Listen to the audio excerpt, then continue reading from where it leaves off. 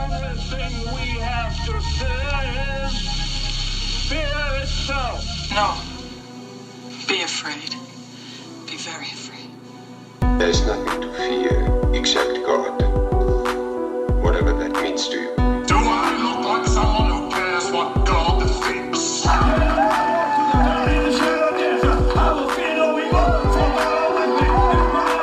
do I say this? Because we got Holy Ghost power! You're listening to The Fear of God, a podcast exploring the intersection between Christianity and the horror genre.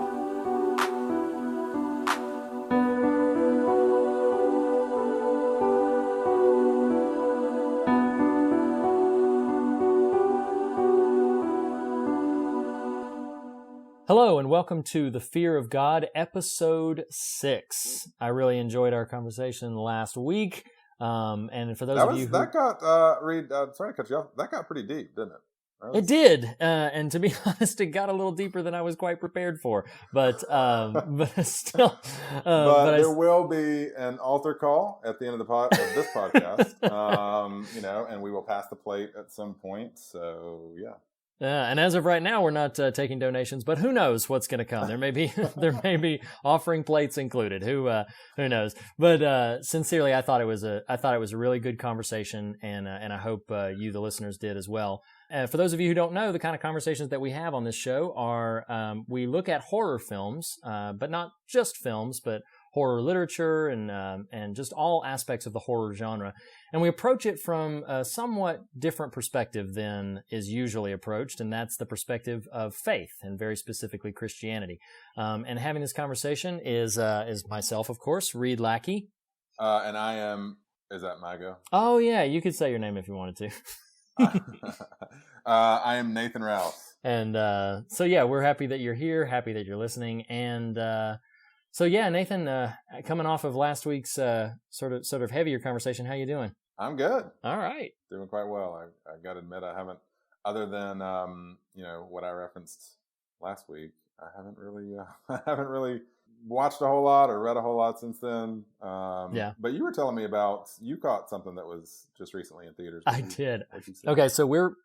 Your listeners should be hearing this about September, but we're recording this about July. I went to the theaters to see The Shallows, and it had gotten some positive reviews, mostly positive reviews, and then it was very impromptu. Just my wife and I were out of town with family, and very suddenly some friends were like, "Hey, let's go see The Shallows. Let's go do it." And so we were like, "Oh, okay. We have babysitting. Let's go ahead and go see The Shallows."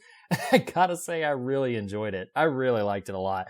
And I would even say, like, the biggest thing for me was the film promised me Blake Lively versus a shark, and the film gave me Blake Lively versus a shark. And it did. So what you would say is it wasn't very deep. Well, here's the thing. You don't have to follow up on that. It was really a stupid joke. Because No. I get it because it's not deep. It's The Shallows. I get it. It's so funny. And the best part is when Blake Lively turns to whoever or on her phone, because I think you referenced it. Her phone is a centerpiece of the movie, and she just says, "I think we're going to need a bigger boat." Yeah, it felt a little forced, but it was in there, and kudos to them for doing that. But I will say, in all sincerity, okay, I am not making a joke here. The Shallows is not a deep movie. It's not, because it's called The Shallows. Well. I'm not making your joke here, but I will say this: there is a metaphor present in The Shallows that I think would be worth maybe some exploring. I don't know if we'll ever do an episode about it, but somebody out there. Well, I will take say, that ball and run with it. If you go over to morethanonelesson.com, which is our hosting site, Tyler Smith has written an article about it. Shameless cross promotion. Oh, shameless cross promotion, absolutely. But Tyler Smith has written an article about The Shallows that I think is very interesting and provided a perspective that I didn't initially see, but now that he's provided this perspective, I can't think of really anything else when I think of The Shallows. So you definitely should go and check that out. And you should go see the movie. I mean, I think the movie's worth your time. It's a good movie. It's a fun movie. It's short, and it gives you exactly what you expect out of it. It's Blake Lively versus a shark. But we're not here to talk about The Shallows. Nope, we're not. We are here to talk about something much more nefarious, much more dastardly. Would you? Oh, wow. You're doing it. Much more what, Finish. Nathan? Go ahead. Malevolent? Malevolent. Much, no, there's another word that I'm looking for. I can't quite put my finger on it. I think the terrible joke you're building to is that we are talking today about Scott Derrickson's Sinister. That's the one. Indeed, That's the one. Indeed, we are. What a lovely intro. I'm sure Scott will appreciate that, and that he's probably never heard it before. I'm sure he's never heard that joke. So yeah, let's. I mean, we got Blake and her shark out of the way. We'll jump into the depths here and talk about jump over that shark. Yeah. Oh my gosh. Wow. We'll cut all this out. That's fine. So yeah, let's jump into talking about Sinister and just quit with the aquatic puns. So usually kind of our formatting, we're going to talk a little bit about the movie, just kind of how we responded to it on a pure kind of technical level, visceral level. And then we'll kind of turn a corner and try to mine it for some of its deeper stuff that's going on. Sort of like we did last week, and who knew 10 Cloverfield Lane was quite as rich thematically as we ended up experiencing it. Exactly. So in brief, Scott Derrickson, I don't know what your experience or what have you is with his work. I'm a big Scott fan, to the point that I'm calling him by first name. Even though, as I say that, I'm looking at his IMDb, and there are pieces in it that I have not seen, but I have seen Sinister, Emily Rose, Deliver Us from Evil. Greatly looking forward to Doctor Strange, which will hopefully have his kind of flourish on the Marvel world. And what is interesting about Scott Derrickson in terms of our ongoing conversations is that Scott is a Christian. Yeah. He is a very outspoken Christian. If you follow him on Twitter, you will see that. I just Googled him and Christian or something like that. I don't know exactly what it was I Googled, but there's an interview with him from Christianity Today about his film Deliver Us from Evil. Did you see that? I actually didn't. I'm embarrassed to say that Deliver Us from Evil is the only film of his I've not seen. I've seen all the rest on his standard mainstream filmography, but I haven't yet caught Deliver Us from Evil. I need to. At risk of the possibility of him ever listening to this and getting offended, I didn't love it. Oh, I guess. For me personally, I love Sinister, but we referenced this in our very first episode. I am just a avowed fan of The Exorcism of Emily Rose. We should talk about Emily Rose very soon. Yeah, we'll get there. It has actually, I think, some similar construct to Even Devil that we talked about weeks ago, just in terms of morality play, very strict kind of parameters the story is operating in, but really does what it does very well, and was scary as hell. Yeah, frankly. But specifically with Sinister, I remember when it was coming out, I didn't know exactly what my feelings were on seeing it or not, because I did see the trailer, and the trailer was terrifying. But ultimately, I'm a sucker for a good scare, so did go with some buddies to see it. Did rewatch it for our conversation today. But Sinister, Reed, is a freaking scary movie. Yes. And there's just no kind of sugarcoating it. Yeah. I think there's a lot that's just kind of interesting about it. It kind of a note I took was just that it seems to be, if I had to guess, one of Scott Derrickson's most personal films. It's very much this sort of, we talk about Stephen King a lot. Stephen King often writes about writers. Right.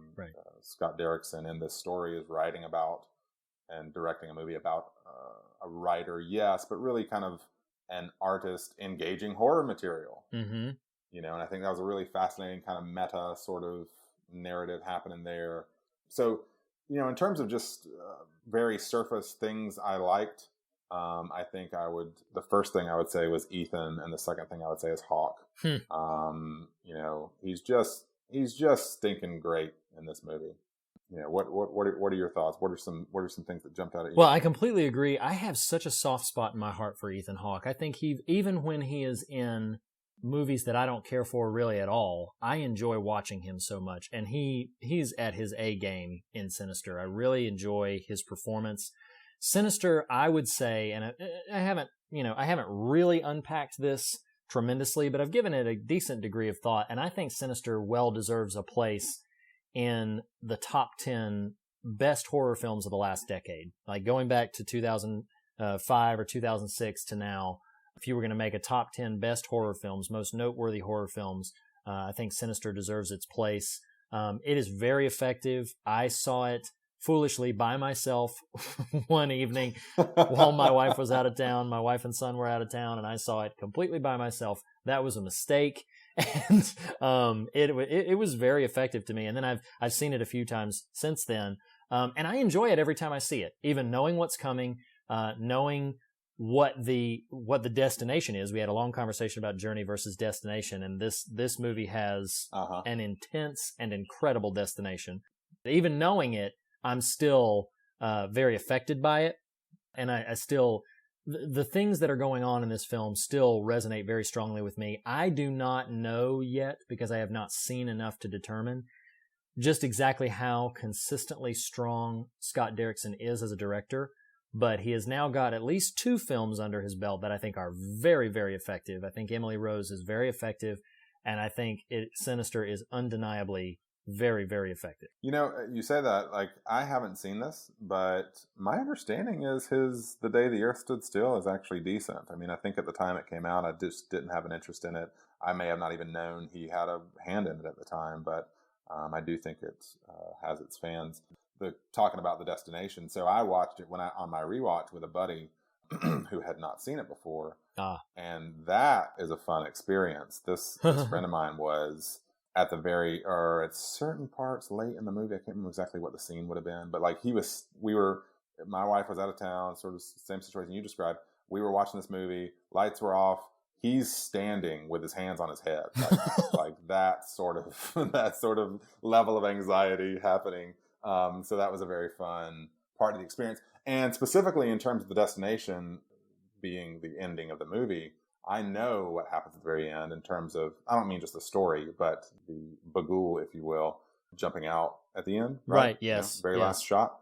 I knew that was coming, and I did not watch it. Like, I just knew. I was already it should be mentioned that I watched, to refresh myself for our podcasts, I watched The Conjuring and Sinister in one night. Wow. And that's a lot. Wow. That's a lot to absorb. That's a lot for me. I mean, like, I consider myself a seasoned horror fan, and I would be in such tremendous dire straits if I had watched that double feature. Yeah, I did it, and I survived. And but knowing, so Sinister was second, and just I don't know, it was at that moment of the night where I was like, I think I'm done, and so I did not watch that very last shot, but I did watch my buddy watch it, and that was fun. So this is an easy transition into I think we actually may have abandoned it last week for Cloverfield, but definitely talk about some with Devil and the Conjurings. But so Sinister, when we're talking scary scenes in movies, the gloves are off. And this movie is just overflowing with these moments. And a couple I want to touch on, want to hear your if you have a couple bullets to discuss. I do. I think one that is probably the most sustained moment in the movie for me is, it's freaking me out thinking about it. Oh boy. When he is traipsing through the house in the middle of the freaking night, and the little ghost kids are frolicking all around him. Good Lord. And there's a scene, what makes it so effective is he's not cognizant of them at all. Like, you, the viewer, and it's low light, they're kind of in blue light, very terrifying. And there's a moment where he walks towards the camera, and it kind of pans a bit to his side with the dining room table or whatever right next to him, and there's this little girl with this ghastly, it's not hacker slasher sort of ghastly, but it's just ghost-esque, and she fills the frame and is staring dead at him, and he's not seeing her at all, and it just holds it for like 10 seconds or so, and man, that is terrifying. Oh, yes, it is. There's a bunch of moments like that, but what was one for you, Reed? Well, the biggest one for me, I literally cannot think of this movie without thinking of this very specific moment every single time the movie comes into my mind, because I had it is the moment, as again, I said, the first time I saw it, I was at home. I am a certifiable idiot because when I am home alone with no friends or family in the building with me, I will still turn the lights off to watch a scary movie. And there was a moment that made me turn the lights on. And it was when he's watching, for those of you who've, of course, seen the movie, for those of you who haven't seen the movie, spoilers aplenty in this conversation. Sure. But for those of you who have seen the movie, as you know, he's watching a number of home videos. And, he sees several of them. They're all pretty disturbing. They're all pretty rough. But I'm sitting there watching him. He stumbles upon one that is called lawn work or something. Oh, and, man. And that's he's so watching bad. it, and I'm sitting there watching it with him, and like, okay, I know something scary is about to happen. But when that scary thing happened, those lights turned on so fast, I was done at that point. I was like, okay, now I'm really just wanting to build up some mental defenses here, because this is getting to me. So that was one. So that definitely yes, for me. that is undeniable. And talking about Ethan Hawke and his performance, that scene you're referencing is one of those moments where it's like, oh man, he is so good. He reminds me a lot of a thought I had. I don't mean to equate these two actors necessarily if you dislike one or the other, but Colin Farrell years ago when he was a bit more present, and even sort of Tom Cruise to a bit, that like they aren't the Daniel Day-Lewises of the world, but they're so good living in the world of the film.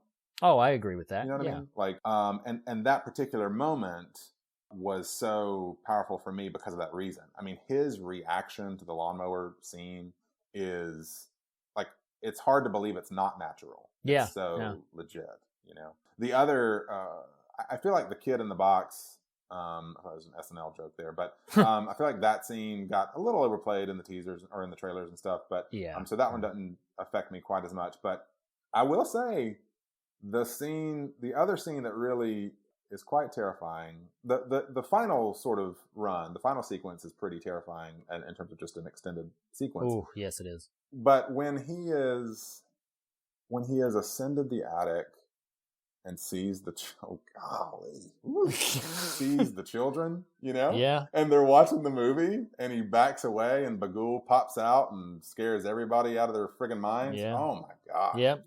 That's. Oh my gosh. Well, On that note, this film does a couple of things really well. We've just referenced 3 very effective, essentially jump scares.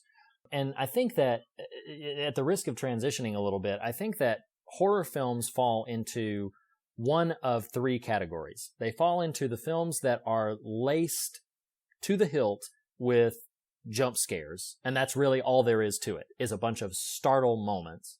There are films that I would throw the recent The Witch into this category that really have no jump scares, but a ton of sustained tension and just, sustained nerve-wracking just suspense.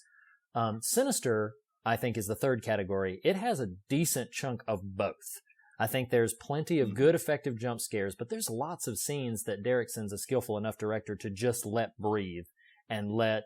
I think both of the Conjuring films fall into that third category, where there's a lot of good sustained tension, but then there's a few really effective jump scares. And I think Sinister, part of why I consider it among the greatest of the last few years, is because I think it does both so effectively. It keeps the suspense mounting, but then it has definitely got the ability to make you leap right off the couch into the, jam your head into the ceiling.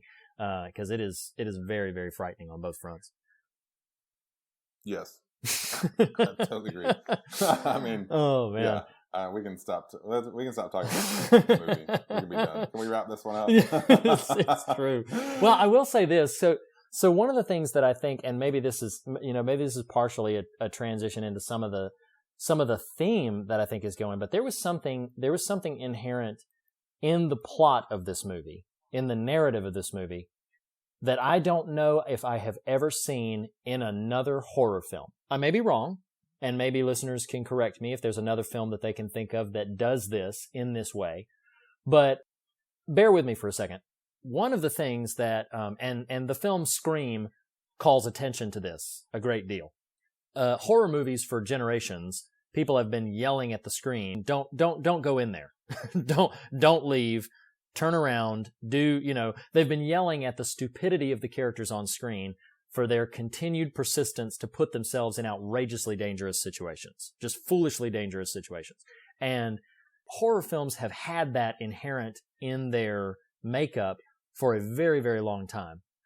What Sinister does towards the climactic point of its narrative is, I think, a really bold choice, and for that film, a very effective choice. And this might be a transition into some of kind of the themes that I think it's striking at. Because Ethan Hawke, its character, is so stubborn about wanting, his new book to be published. He's wanting the new book that he's writing. He's placed his family in danger. He's placed himself in danger. And even when he begins to see evidence of that very inherent danger and has that confirmed to him by a demonologist at a university, he still is pretty stubborn about seeing this through to the end. But there comes a point, I think it might even be the point right after, immediately following the moment you just referenced with the kids in the attic, where he makes a decision. He says, we're leaving. We're calling it a day. We're done. We're backing out. Right. We are through with the horror house. We are gone. We are done. And he packs up his family and he leaves and he retreats. And in the narrative of Sinister, that is exactly the worst thing he possibly could have done.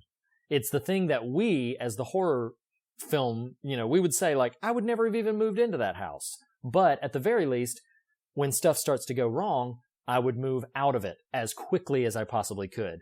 Which, sure, when he does that, seals the deal. That's what ultimately resigns him to this inevitable fate of becoming a victim to the same exact thing he's been studying. I found that incredibly interesting. Do you have any specific thoughts about that kind of idea? No, I mean, I think that's a sort of incisive look in terms of just, but I think something you're scratching up against too, and I feel like It Follows did this, the movie It Follows, which maybe we'll get around to at some point, did something similar, but, this sort of very meta-textual assessment and analysis of just horror as a genre. And in fact, one of the things I wrote down is, it feels like this movie is asking us, why do we watch horrific things? Yeah. Not even as a, hey, you idiot, why are you doing this? But just as in a, what propels us to do that? What compels us to do that? And that's the exact conversation you and I have been having for weeks now. But, I do think there's very much a layer of that happening, and your point about the one thing you as a viewer would say to that character in terms of get out is actually the thing that steers him directly into his dreadful fate. Yeah.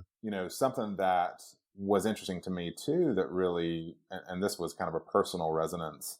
I think it will probably strike a chord with you too, but there was something really interesting for listeners who would have no reason to know this. I mean, both you and I have a degree in theater. I've produced theater, directed theater, sort of been on the stage various times over the years, have written this and that, dabbled in artistic expressions is the point I'm trying to make. And so there was a really interesting conversation this movie was having about, and what I wrote down was the legacy of art versus the legacy of family. And there's this really kind of interesting / convicting / make you think about things moment that happens between he and the wife in the bedroom. Yes. The scene. I love that scene. Oh, I think it's after they discover.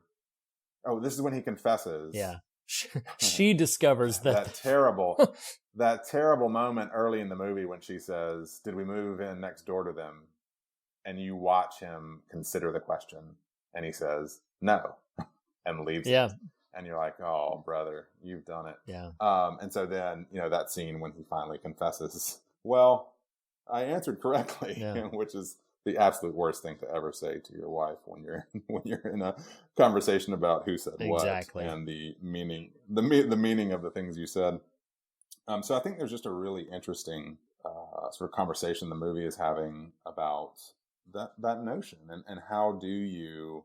And like I said, it really struck a chord with me, had a lot of resonance of how do you, as a person with an artistic sort of spirit, how do you make room for that when you have actual other responsibilities too?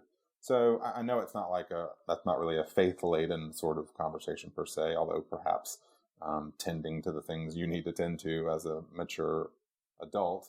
But I don't know. I was really drawn to that sort of conversation the movie was having with itself about that particular topic. I think that's very astute, and it's something that I hadn't really thought of until you mentioned it. But I think it's very present in the film, and I like the way you put it. This idea of the legacy of family versus the legacy of art. The single quote that I wrote down to potentially talk about is there's a moment where he's watching, because Ethan Hawke's character was kind of, for the literary world, a one-hit wonder. He wrote a novel, it was a true crime novel, so it's kind of nonfiction, but still narratively based, called Kentucky Blood.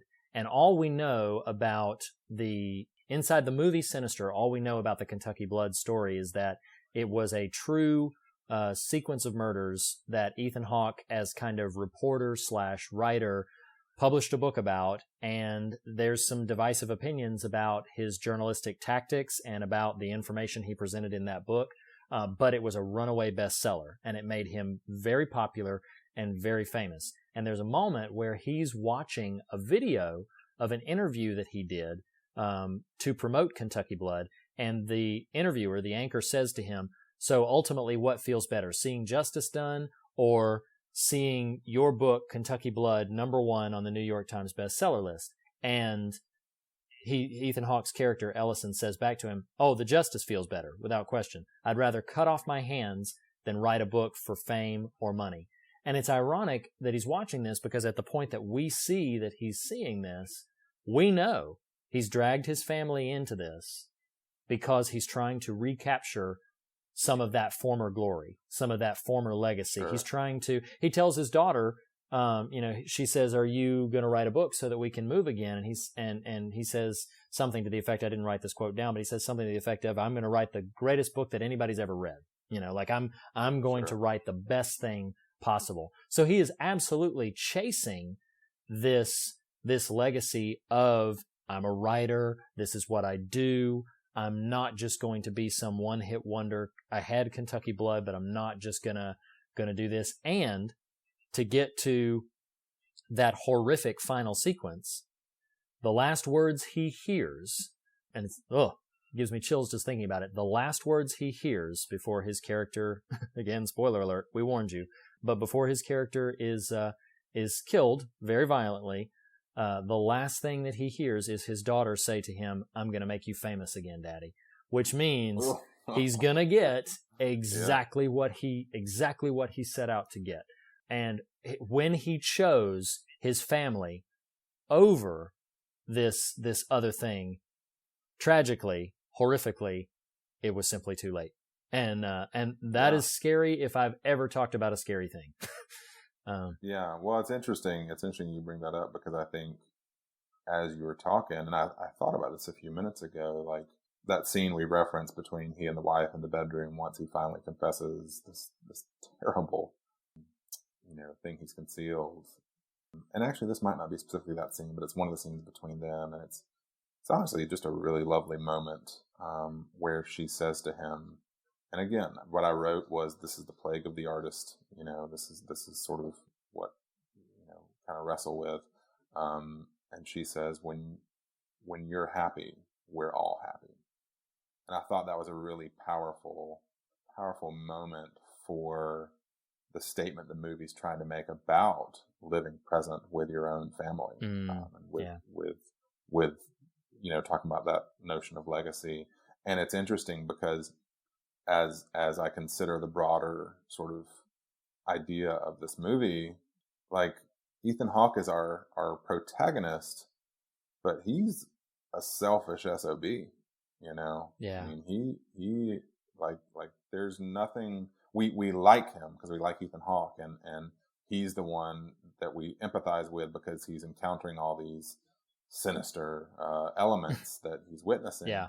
But he can't stop.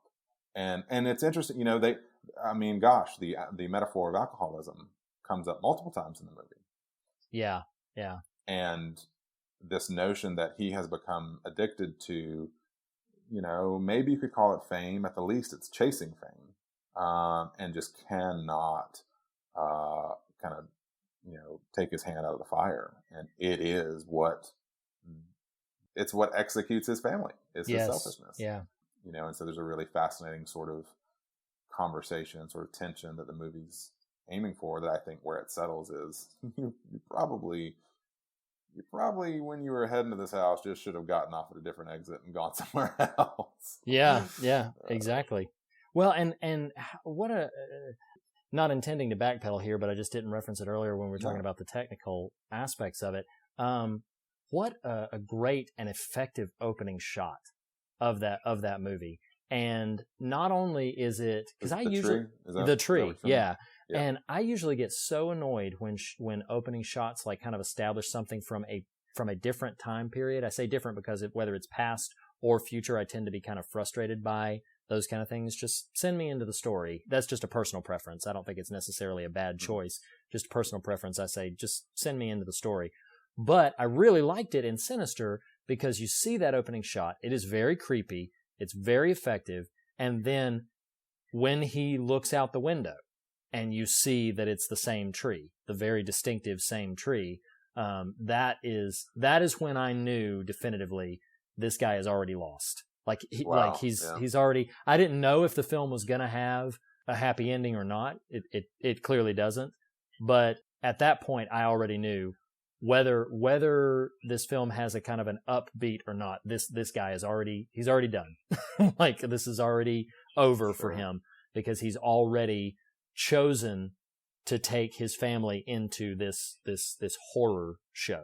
So yeah, I definitely resonated with a great deal of that too. Well, and there's, you mentioned earlier, it might not particularly be a matter of faith per se, but there was a particular scripture verse, a proverb that I think of. Thunk. Did you hear me just do that?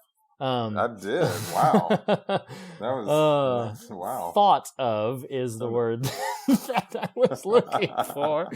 I don't know if you're just trying to keep all of us on our toes or what. Wow. Yeah, that was interesting. That was unexpected. But we'll leave it in because it's there. But the scripture verse that I thought of when thinking about this film was from Proverbs chapter 29 and verse 1, and it is direct and it is blunt.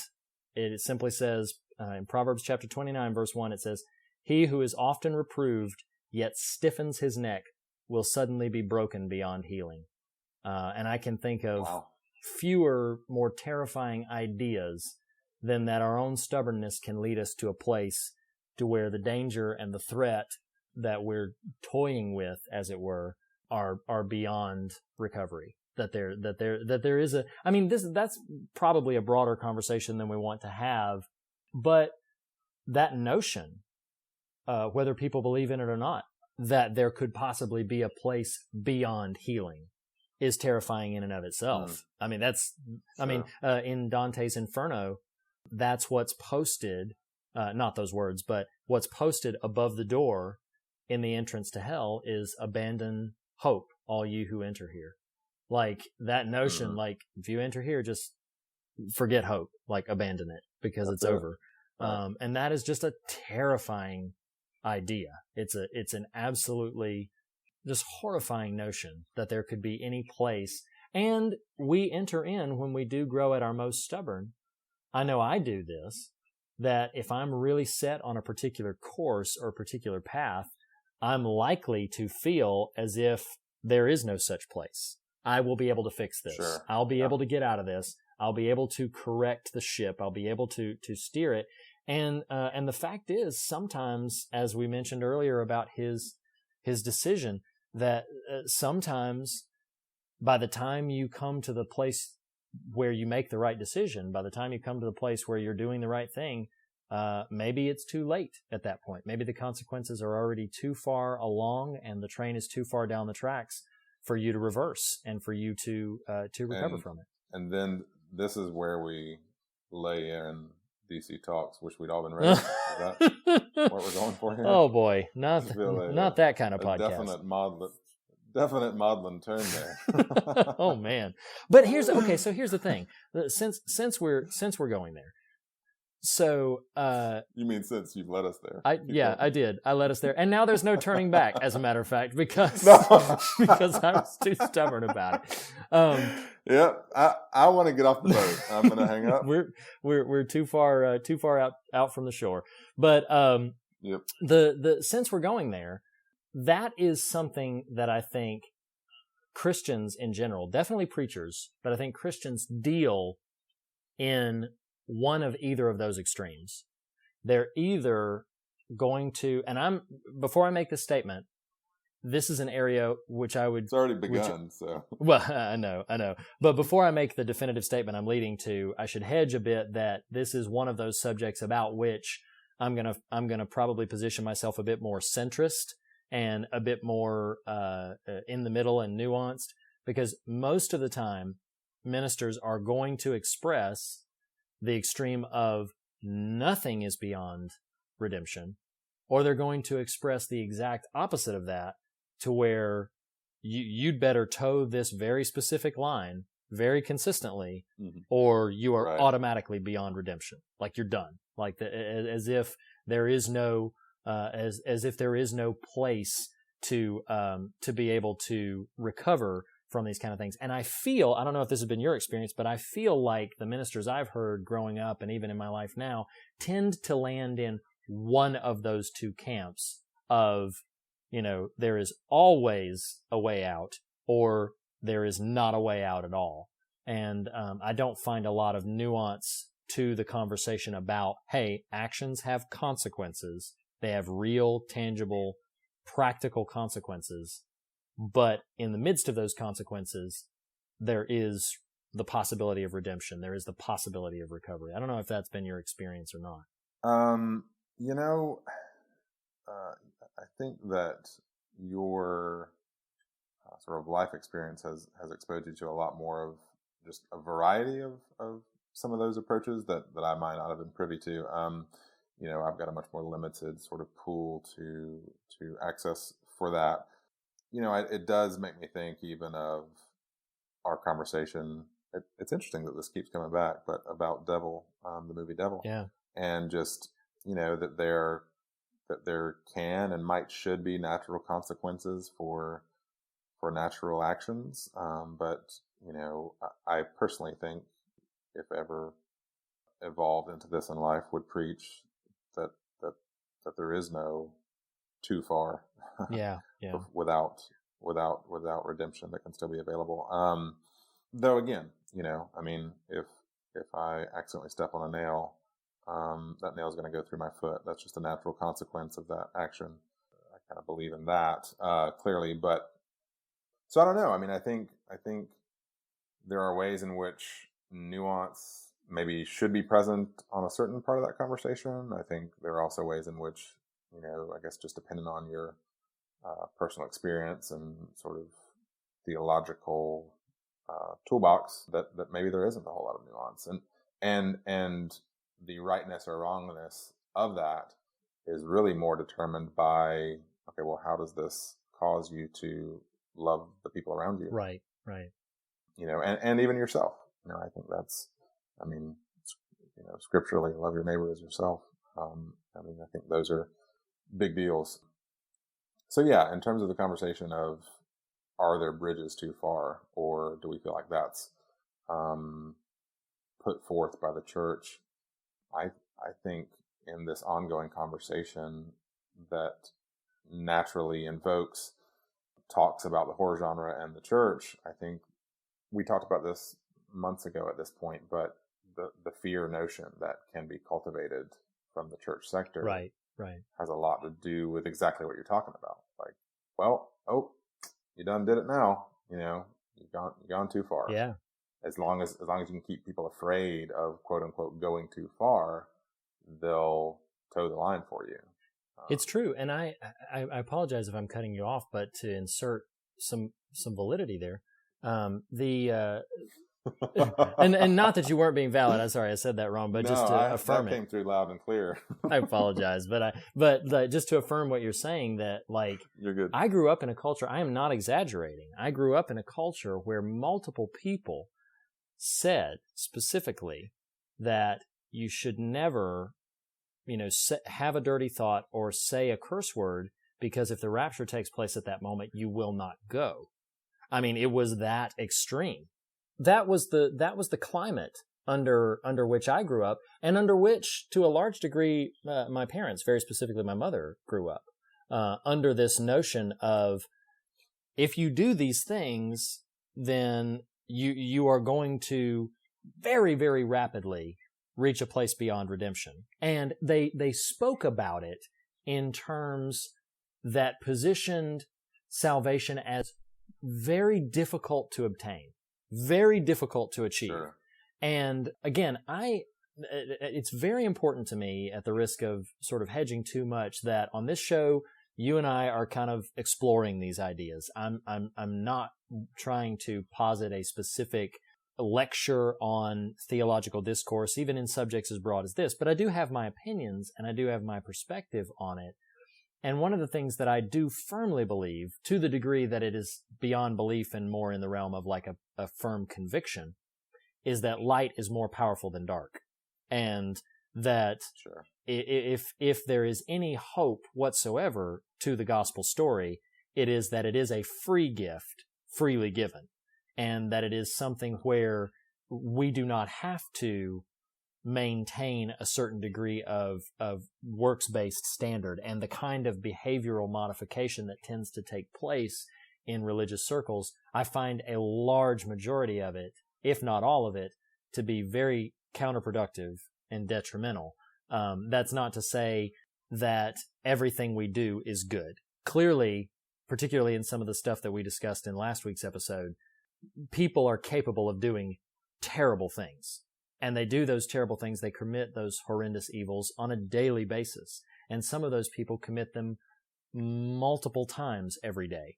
It is absolutely possible for us to do horrendously hellish things. But that having been said, I again believe that the gospel story presents a story where light has defeated the darkness, and light is greater than darkness, and that in the light, that those things remove themselves. You begin to move away from fear. You begin to move away from evil. You begin to move away from the hatred and the sinful things that so saturated you, and you begin to press forward towards something that is beyond all of that. And I think that there's a film that I love. It's not a horror film, but I think it's a film that almost everybody should see. It's a film from 2014 called Calvary, starring an actor. Oh, Brendan Gleeson. Yeah, Brendan Gleeson. I cannot express how deeply I love that movie. While I would not say it was the best in this category, I think it might be my favorite film of the last 10 to 15 years. It affected me that deeply. Wow. I'm not saying that it's the best made, but just in terms of what it spoke to within me, it's might be my favorite. But he says something in that film towards the end of it, and this is not a spoiler to the plot, but he says, I think we spend too much time talking about sins and not enough time talking about virtues, to which the character that he's speaking to says, what virtue would you focus on? And he very simply says, in a moment that makes me very emotional to remember it in the context of the story, he says, I think forgiveness has been horribly underrated. And it is, it's powerful when it's said because of the context of what's happening in the story about it. But I could not believe in that more, Nathan, that I think we don't talk enough about forgiveness. We don't talk enough about grace. We don't talk enough about this pocket of redemption. Instead, we position ourselves, and this is it's ironic to me that we're having this discussion because it's kind of the anti-Sinister message, because the message of Sinister, as we've already kind of established, can be sometimes you can go too far and sometimes there's no escape. But I think that when we look at that horror and then take a step back and look at what we truly believe, I think there is so much value we couldn't even calculate it in recognizing, no, you know what? We need to present our language should revolve around forgiveness. Our language should revolve around grace. Scripture calls us ambassadors of reconciliation, and those terms are very important to me, that as if we are representatives of how to recover the rift and how to repair the damage, not reinforcing it, widening it, causing more destructive things to happen in the lives of people, but reaching out to people with hope and with forgiveness and with grace and with faith, and of course, with the greatest of all of them, love. So yeah, I told you we were going to end with an altar call. maybe we should. I mean, it's time to cue the organist. Yes, exactly. And if the ushers will come down. Well, and I will say that unless you had something burning to say, I think that probably is the note we should end on. And it's funny to me because I think this episode has been a bit more lighthearted or vibrant than we tend to be. But that's what happens when you watch something really, really scary, is you have to kind of laugh a lot of it off. Yes. But Sinister is definitely it's a scary film. I mean, I think it is a very, very effective, frightening film. I think for fans of the horror genre, if you have not seen it, please see it. It is a very good movie that I think is well worth your time. We've spoiled a lot of it if you haven't already seen it, but that's our job. But yeah, and we'd love to know some more of your thoughts on this idea of the places beyond redemption, if they even exist. So there's a number of ways to reach out to us. We've already talked about morethanonelesson.com. You can comment there. Probably the easiest way to reach out to us, however, is through Twitter. And Nathan, what's our Twitter handle? It would be @The Fear of God. @The Fear of God. And there's a link to Facebook on there. You can talk to us there, and you can like us on Facebook. You can also email us, fearofgodpodcast@gmail.com. That's all one word, fearofgodpodcast@gmail.com. And you can follow me on Twitter @ReedLackey. Nathan, where can they find you on Twitter besides The Fear of God? That would be @TheNathanRalph. Wonderful. Now, this is normally where we would say goodbye, but I want to set something up really quick. We're recording this in July, as I'd already mentioned, but as you are hearing this, it's about to be October. And naturally, when you have a podcast about horror films, October is a very important month. It's a very big month because that's when Halloween falls. We're going to be doing something a bit different every October. We're still going to be talking about the horror genre, but we're going to take the opportunity in the 4 weeks next month to look at the profile of a specific artist. And I thought personally there would be no more fitting artist to look at in our very first Halloween together than the director of the original Halloween, none other than John Carpenter himself. So, starting next week, we're going to be still talking in very much the same way, but specifically looking at the career of John Carpenter. And in the month of October, we're going to be covering The Fog, They Live, The Thing, and Halloween. 4 films that I think are all excellent. 2 of which are largely... Well, it's funny, Reed, I've all that we've watched, except Conjuring 2, which, again, bearing in mind the time difference of recording to publication I saw in the theater, I had seen before. Of these, the only one I've seen is Halloween. Oh, you're in for a treat. So that'll be kind of a fun. That's this is really good. I mean, honestly, I think all 4 of these films are great to masterpieces. There are 2 films in this list, and we'll mention this next week again, but John Carpenter has the unique distinction of being the only director to consistently have 2 films in most top 10 all-time best horror films ever. And that's The Thing and Halloween. Those 2 films consistently make it in the top, considered 2 of the best horror films ever made, and he's the only director of that kind to have 2 films in that list. So I'm very excited to talk about him and about his work. But as always, Nathan, thank you so much for being part of this conversation. Yeah, man. Thanks for having me. Thank you, everybody, for listening. Yeah, and as we say every episode, the fear of God may be the beginning of wisdom, but it is not the end of the conversation. You know how to reach us. Let us hear from you. We'd love to know your thoughts. And until next time, be well, don't be too scared, and keep in touch. Bye.